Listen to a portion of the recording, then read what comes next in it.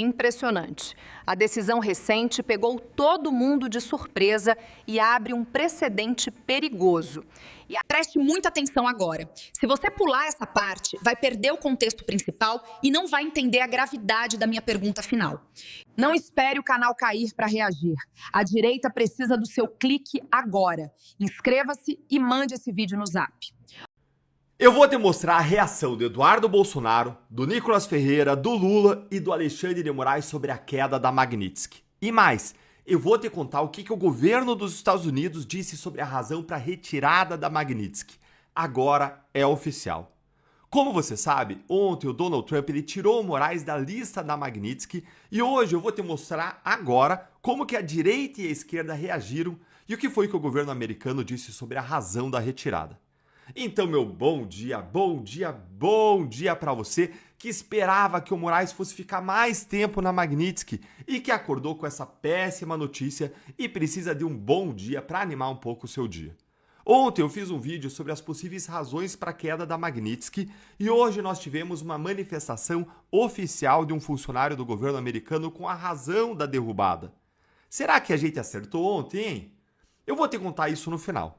Gente, esse movimento do Trump pegou todo mundo de surpresa e a direita brasileira começou a se debater e a brigar na internet. O Eduardo Bolsonaro soltou uma nota pública em que ele falava isto aqui, ó. Recebemos com pesar a notícia da mais recente decisão anunciada pelo governo americano. Somos gratos pelo apoio que o presidente Trump demonstrou ao longo dessa trajetória e pela atenção que ele dedicou à grave crise de liberdades que assola o Brasil. Lamentamos que a sociedade brasileira, diante da janela de oportunidade que teve em mãos, não tenha conseguido construir a unidade política necessária para enfrentar os seus próprios problemas estruturais. A falta de coesão interna e o insuficiente apoio às iniciativas conduzidas no exterior contribuíram para o agravamento da situação atual. Aí o Nicolas Ferreira parece ter respondido ao grupo de Eduardo, dizendo o seguinte sobre essa situação. Atribuir ao povo brasileiro ou aos parlamentares a responsabilidade por uma decisão geopolítica tomada pelos Estados Unidos não é apenas um erro de análise, é uma fraude intelectual. Trata-se de uma tentativa conveniente de simplificar um cenário complexo, deslocando injustamente a responsabilidade para quem, na prática, tem enfrentado pressões e riscos reais dentro do país. Quem acompanha minimamente a realidade sabe que há no Brasil gente pagando um preço alto por enfrentar a tirania instalada. Apontar o dedo para esses é mais do que injusto, é perverso. Eu sou testemunha do árduo trabalho dos meus colegas parlamentares na busca pela liberdade do país contra os abusos do judiciário e do governo petista. O país não precisa de bodes expiatórios nem de narrativas infantis, precisa de lucidez, de caráter e de união. Só aí a gente vê um efeito direto aí da queda da Magnitsky. Gente, a real é a seguinte, quando todo mundo fica frustrado, é igualzinho no futebol. O que acontece? Quando o time perde, a gente começa a procurar culpados, a reclamar, a brigar uns com os outros. Mas eu concordo com o Nicolas, o momento é de união e de construir. É legítimo e foi muito boa a aplicação da Magnitsky que o Eduardo, o mérito dele, conseguiu lá no exterior. Tem muita gente também lutando no Brasil diariamente contra a tirania. E a hora é de resistir, a hora de se unir, de se agrupar, de recuperar as energias. Afinal, nós temos eleições em 2026 e nós precisamos trabalhar duro para conseguir um espaço que nós não temos hoje na Presidência da República, no Congresso Nacional e no Supremo. Mas e a esquerda brasileira, hein? Como que ela reagiu? Ó, vai sentando o dedo aí no like, se inscrevendo e ativando o sininho para que a nossa mensagem chegue mais longe. E olha aqui o seguinte, a esquerda brasileira, ela reagiu de maneira que você já deve ter imaginado. Ela comemorou como se fosse a Copa do Mundo. Dá uma olhadinha aqui comigo no que foi que disse o Lindenberg Farias.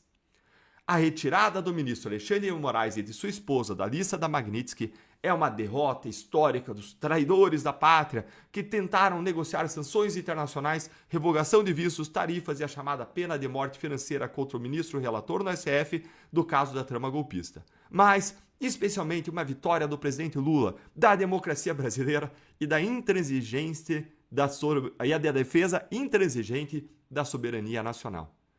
Mas não vamos parar no Lindenberg, não. Vamos dar uma olhadinha no que disse o próprio Lula. Olha aqui comigo, ó. A segunda boa notícia é que o Silvio Santos fazia 95 anos e o Alexandre de Moraes faz 35 amanhã. E o Trump deu de presente para ele o reconhecimento de que não era justo um presidente de um outro país punir um ministro da Suprema Corte Brasileira porque estava cumprindo com a Constituição brasileira.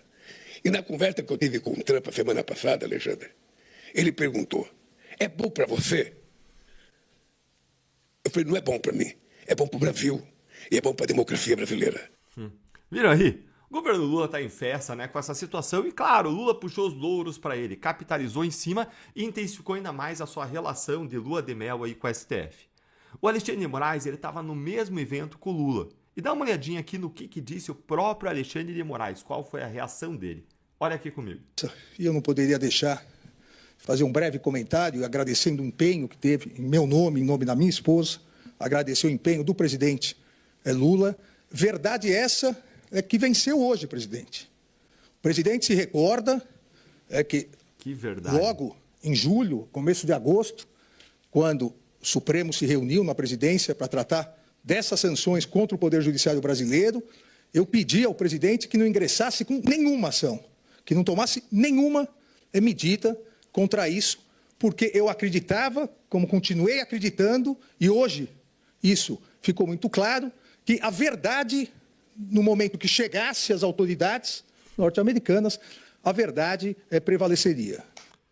Gente, que verdade é essa de que ele está falando?